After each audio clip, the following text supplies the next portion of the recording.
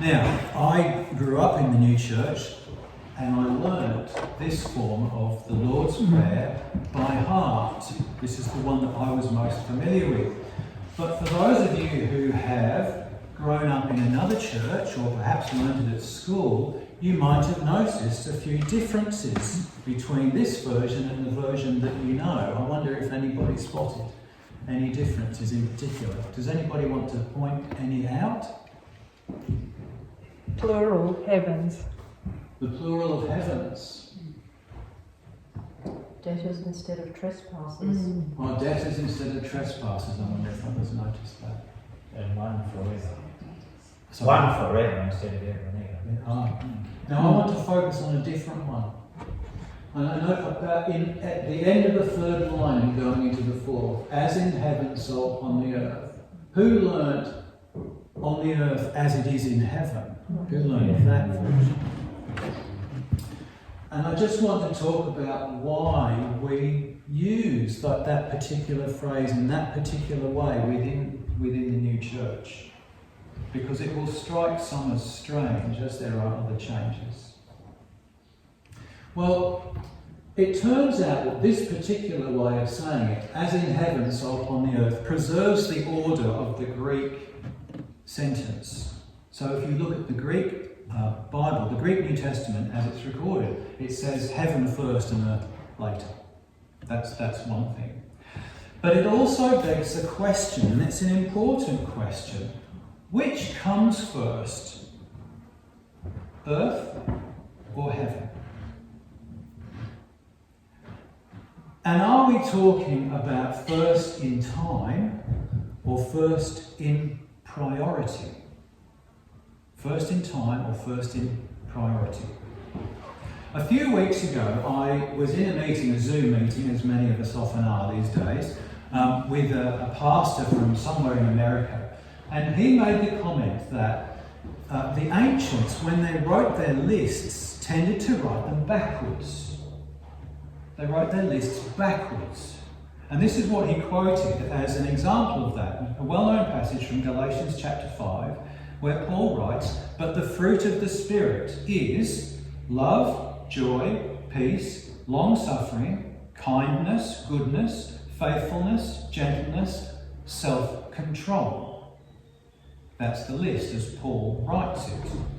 And he observed that we actually start our spiritual journey at the back end of that list with self-control, and we move towards love. You see, so the list is written in priority order, but we work through it backwards. And I think the same is true of heaven and earth. Heaven ought to be the priority, but earth is where we begin. I want to talk about that today. How do we get to heaven? Well, we don't get to heaven, we must bring heaven to earth. As in heaven, so upon the earth. We must bring it down. You see, heaven, like home, is not a place in that way. At least not primarily.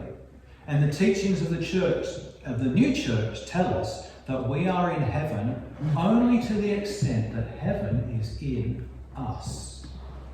And that's an interesting idea, isn't it? We're only in heaven to the extent that heaven is in us. Now, Jesus' words. Jesus said this in the Gospel of Luke. Now, when he was asked by the Pharisees when the kingdom of God would come, he answered them and said, "The kingdom of God does not come with observation, nor will they say, 'See here,' or 'See there.' For indeed, the kingdom of God is within you." Now, what about those texts in the Bible that talk about heaven as a place? We read one right at the beginning of the service, if you remember it. Who will ascend into heaven for us and bring it to us, that we may hear it and do it? See, heaven seems to be a place. What we have to remember in the Bible is heaven. That word we translate as heaven also gets translated as sky. Who will ascend into the sky and bring it so that we may hear it and do it. And it kind of reminds me of, you know, those folk tales, those fairy tales, where you have the hero who goes on this impossible journey to bring back some cure or some magic treasure that people can be healed of their illness or blessed in a certain way or so on. It gives us that sense of journeying. But, you know, we talk about life, don't we, as a journey in the same way, the journey of life. But do we mean we're going anywhere? We don't mean we're going anywhere. We're talking about a journey of self-discovery, something that is within us. Now, we certainly can self-discover by travel, but we don't need to travel to do it. That is the journey of life.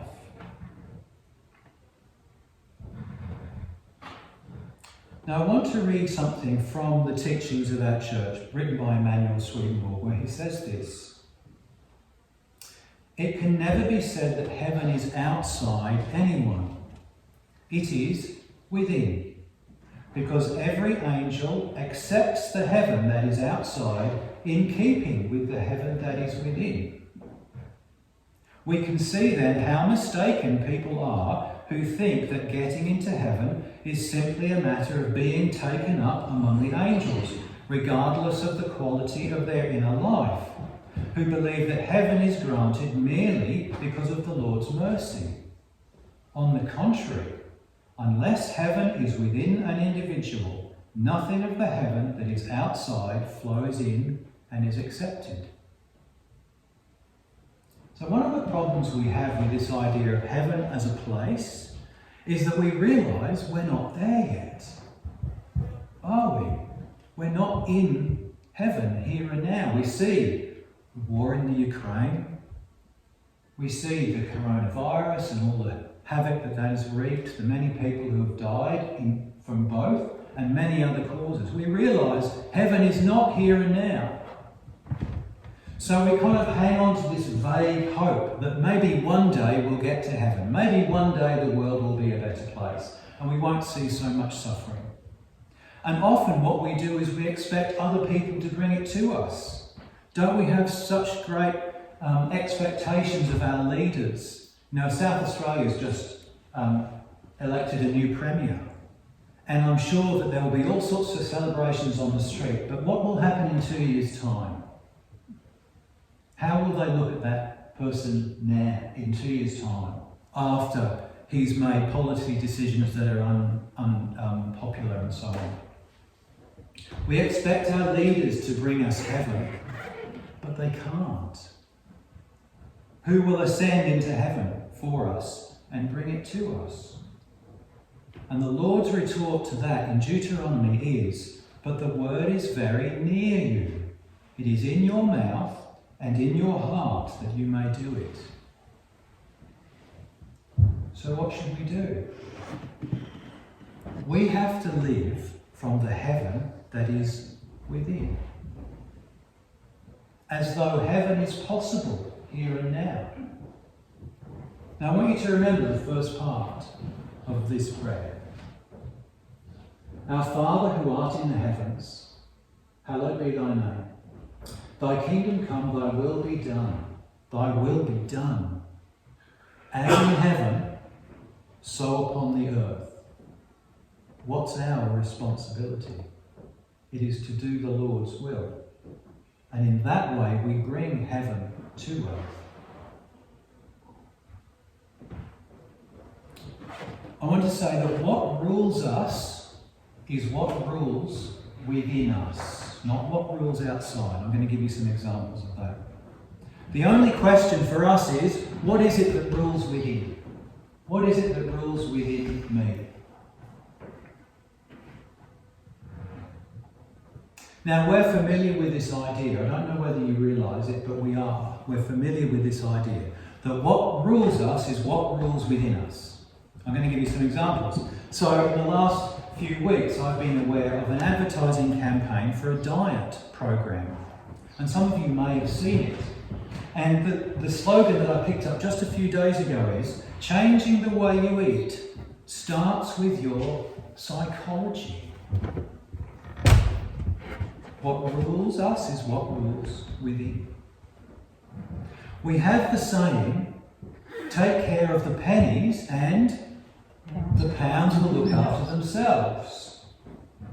I've got a book that I've given to all of my children and which I've listened to many, many times called The Barefoot Investor by Scott Pape. And he goes to great pains to explain this idea that in order to be wealthy, truly rich, it's not about having a fancy car, a big house in an affluent suburb and so on, having a credit card with a huge, that you can max out all of the time. That's not wealth.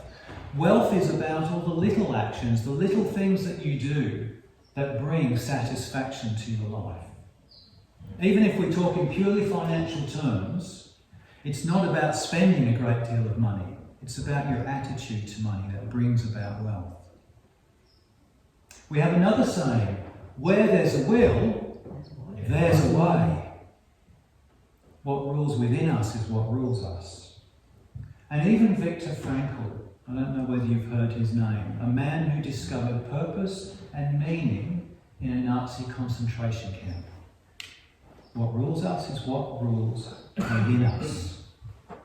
So our challenge is to make inner concerns, spiritual ones, our guiding principle, not what we see out about and around us.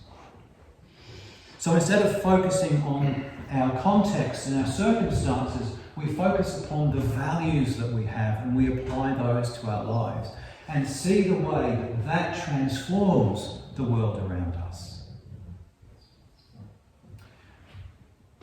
Now, Jesus gave one very particular example. I'm going to leave you with it. He said this, "But I say to you, love your enemies, do good to those who hate you. But if you love those who love you, what credit is that to you? For even sinners love those who love them. And if you do good to those who do good to you, what credit is that to you? For even sinners do the same. And if you lend to those from whom you hope to receive back, what credit is that to you? For even sinners lend to sinners to receive as much again. But love your enemies. Do good and lend, hoping for nothing in return, and your reward will be great, and you will be sons of the Most High. For he is kind to the unthankful and the evil. Therefore be merciful, just as your Father is merciful." It is such a simple idea to grasp.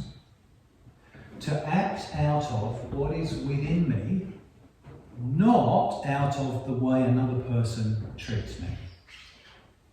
And that is truly powerful in transforming the life that we lead and the circumstances we find ourselves in. What rules us is what rules within us. As in heaven, so upon the earth.